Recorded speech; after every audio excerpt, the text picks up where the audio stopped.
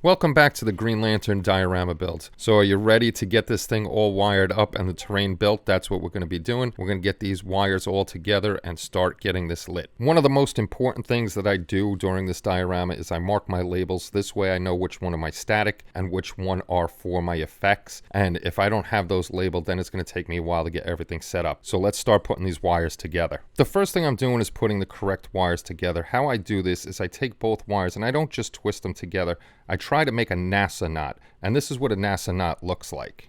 Basically, you're doing one twist and then you're looping it over end to end on both sides, and then you're going to put your flux on and you're going to solder it, and it should keep this knot nice and tight. Now that I have my knot done, I'm going to add the flux to it, and people have asked what flux I'm using. I'm using Bernzomatic water-soluble flux. My wires are pre-tinned already. I have the flux on there, so the next thing we're going to do is we're going to get the soldering iron. We're going to hit it with the solder, and the flux is going to suck that solder right in and make us a nice tight bond where these aren't going to break inside our model. Now, remember, a key thing is to have your shrink tubing on your wires before you solder them together, or you're going to have to take them apart. I just slide it over, I get out my torch, shrink it down, and we have one wire complete. Just to show you, no model is perfect, and we all make mistakes. Don't be afraid to make mistakes when we're building models. If you see on the wires to the left, the red wires, I don't have my shrink tubing on there, and I soldered this together. So that means I have to take it apart and put the shrink tubing back on and then resolder this. Now that our static lights are all wired up, make sure you always test your lighting. You don't want to test it when you're all done and sealed up. Our lights work, we're good to go. We can move on to the next step. Next up, I'm going to start working on the effects lighting. But for me, a priority is neatness. So I try to figure out which wires are going to go together. This way I can have them on either side and keep everything neat. So these are twisted wires. It's going to be a little harder to do a NASA knot, so I'm going to try to show you now. Here I'm just going to make the one flip in the middle, and then I'm going to start looping them over and over till it gets to the end. Try to leave yourself a little more excess wire than I did here. And again, I have my wires twisted, so it's a little harder to do it like this. Once your knot is done, we're just going to do the same thing we did before. Put it on the helping hands, put our flux on, solder up the pieces, and then do our shrink tubing. And now that all our wires are wired up, again, it's time to test those lights. Make sure all of our connections are good when we turn this on, because we don't want to seal it up when I have everything in the base. Let's click them on, and here we go. Our static lights and our effect lights are working fine. So now we can move on to the next step. A lot of people may not think this is important, but wire management, especially if you're wiring up a model kit, is very important to keep those wires neat and tidy. What I'm doing here is grabbing wires that are going to go down either side, and I'm just grabbing some very small zip ties and zip tying them together. This way I can keep the wires tight, and then later on, once I have the path, we're going to hot glue these down and make sure that they stay in place. Once you have your wires set up and you're doing a diorama, make sure you test it on the base to make sure nothing is sticking up and you don't have to make a hole like I do here. Because of the middle plate, I need to make a hole. This way that center plate can drop down some. Now that our wires are all set up, it's time to hot glue it in place. This way we can add the kit base to our new diorama base and make sure that we have that room in between to keep everything safe. It was time to glue the base down to the new diorama base. I took a chance and tested out Gorilla Glue, but this Gorilla Glue is the super glue gel, and it did not hurt the foam. I'll show you here. I took two pieces of foam, stuck them together, nothing melted. They just bonded together. I had to rip these apart pretty well. And as always, we're going to make sure that our lights light up now that we have it sealed down, because we're going to really go into putting the terrain on the base now. The next thing we're going to do is start working on the base. We're going to use DOS air dry modeling clay, and that's to fill up the holes on the side or the gaps on the side here. We're just going to take regular Elmer's glue and lay it down around the sides, and then we're going to take the DOS modeling clay and fill in those gaps, and we're going to let the DOS modeling clay dry for 24 hours. Now that I have the DOS modeling clay all around the edges, the next thing I'm going to do is I'm going to take water and I'm going to put it on my finger, and I am just going to wet blend the edges of the DOS modeling clay. This way it's not sticking up and it's level with the ground, and it doesn't look odd when we start putting down our foundation. And now that this step is done, this is when we're going to let it dry for 24 hours. If you skip this step, you could have let it dry for 24 hours once you were done putting it around the border. The next thing I'm going to do is I'm going to build up more clay around the original base because we have to get rid of this rock looking thing. That's where the old Green Lantern sign went, but we want to build up the land so it's kind of level and doesn't look like a base is just sitting on a base. I'm going to do what I did before. I'm just taking regular Elmer's glue and I'm going to go around the side. This way we have an extra bit of adhesion for when we put the clay. I'm just going to take the clay, start building it up around the sides until we're done and we make it all the way around. Then we'll let that sit for 24 hours until it's dry. And as I was going around, I either wet my finger and smoothed out the clay and wet blended it into the base, or I used an old paintbrush and smoothed it out also. This way we were getting rid of that original base and had our new base being built. Now that the robot is in place, next up is to get the stones where they belong. The big stone and the little stone, I'm doing the same thing I did with the base. I'm just taking that Gorilla Gel super glue, putting it on the bottom of each and setting it down. I did use a little Insta-set on the smaller rock. The big rock I just let set up and it dried perfectly. To build up the ground more and get it underneath the rocks to make it look more natural, I use some sanded grout. It doesn't really matter what color grout you use as long as it's sanded so it has a texture to it, even though we're going to go over with sand. I just put it up underneath, pushing it under to make it look natural, and I did this all the way around the big rock and the little rock. Now that we have the grout and the clay all in place where I want it, I'm going to start in the lower right hand corner. I'm just going to take our Elmer's glue again, spread it all around where I want it. Then I'm going to grab my bag of sand, pour it on there, tap it down a bit so it sets into the glue, leave it to dry, and then shake it off a little later.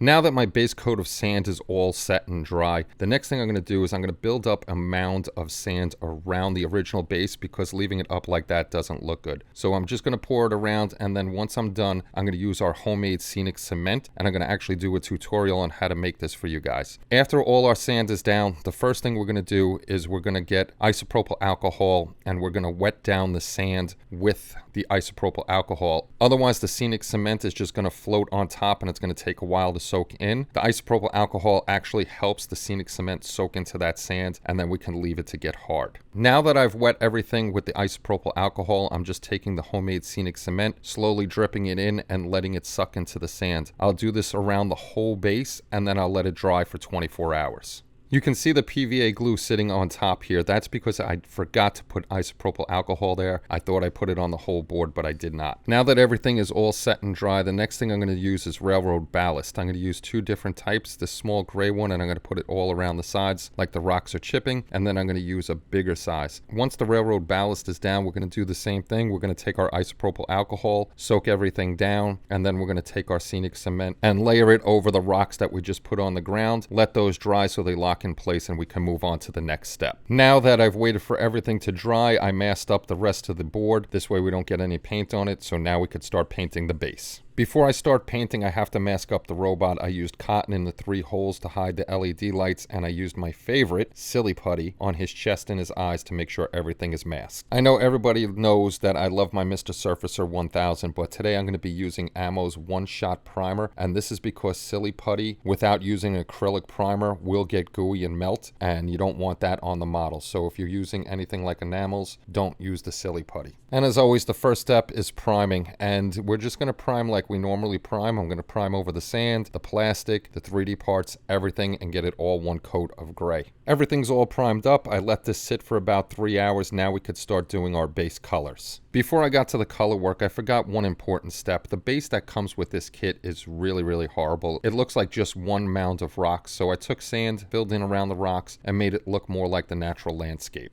Once the scenic cement and primer were dry, the next thing I'm going to do is base coat the robot black. And I'm going to be using Folk Arts craft paint for this. The reason I'm doing this is because I don't want to waste my good paint when I'm doing a large surface like this when craft paint will do just fine. I don't brush paint on the craft paint. I actually run it through my airbrush. It's not very hard to thin it down. You just got to get used to it. Some of the craft paint is thicker than others and you got to use a little more water. I do use Vallejo's flow improver in here to help it flow along through the airbrush, and it does help combat tip dry. So we're just going to finish blocking in the robot and then we're going to move on to the next color. I made another mistake. before painting the base itself, I'm remasking. I had the mask all the way up to the edge instead of having it back a little bit and then touching up. This is causing a little gap between the tape and the sand, so we'll remedy that by just remasking. For the whole base, we're going to use folk art craft paints. This one is coffee, and most of the base is going to be brown. This is an alien world that I'm making up in my head. I'm just spraying the first layer of brown as our base coat on the sand. Some of the places of the sand still are absorbent and suck in the paint pretty much, so sometimes I have to go a little bit heavier in certain areas, and I did have to come back for a second pass to make sure everything had an even coat. For the first layer of the rocks, I'm using Folk Art's Teddy Bear Brown, and this was a little bit of a pain in the neck because I had to keep flipping the board to make sure I got in all those nooks and crannies, but again, we got a nice even coat on here and made sure that the color was nice and crisp. I'm moving over to Folk Art's Camel. We're going to give a light dusting across all of the sand and some of the stones, so I'm going to speed this up so you can see the whole process.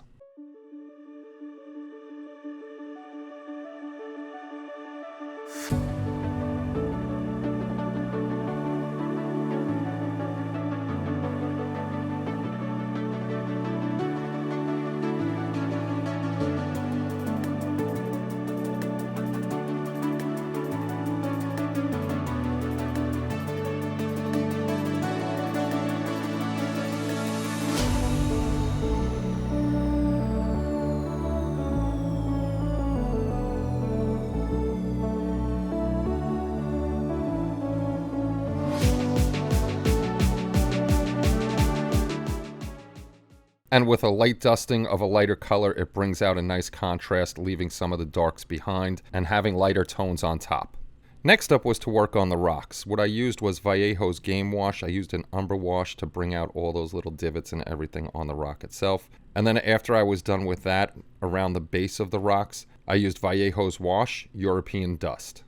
And once both washes were dry, I dry brushed the whole rock with Camel from Folk Art, hoping to make the rock look more alien-like or alien world-like instead of being something from Earth. Now that the base is done, I had to mask off the robot again just to make sure that we didn't get this Folk Arts Metallic Anniversary Silver all over the place. So I'm going to start airbrushing the robot, and how I'm going to airbrush him is I'm going to go to a lower pressure, a little bit of lower pressure, and get up really, really close to the robot. This way I don't get overspray everywhere. I'm going to have a little bit, and we're going to clean that up. So I'm going to take you through a little bit of a time lapse so you can see the robot being painted.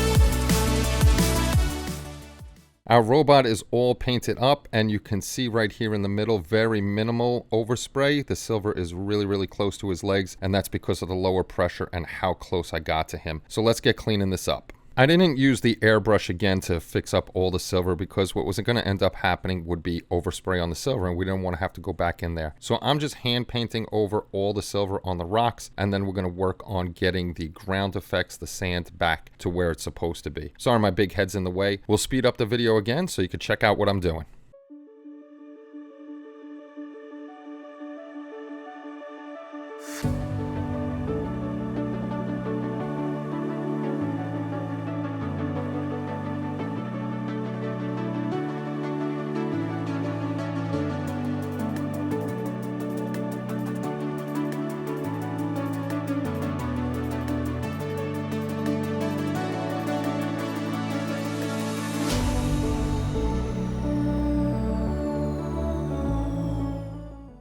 Next up was to use an oil pin wash on the robot. I used Aptalung, if I said that right, 502's Starship Filth. I didn't use black because black would be too stark. If you want me to do a tutorial on how to do pin washes and how to mix it up, let me know in the comments. So let's speed this up so you can watch me do the pin wash.